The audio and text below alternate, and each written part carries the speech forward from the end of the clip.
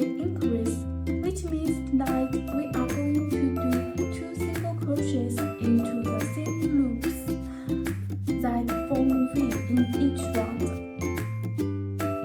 Under the first 2 loops in the round, insert our hook, yarn over and pull through,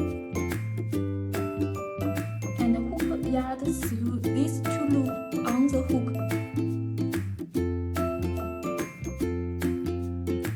And we completed a single crochet. We are going to go back the same 2 loops and do another single crochets in the same base of V.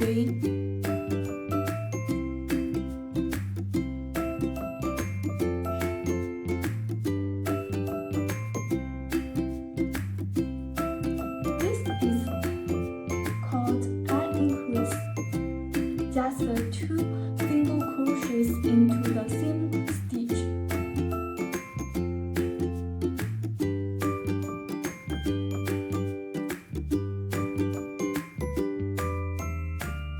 We are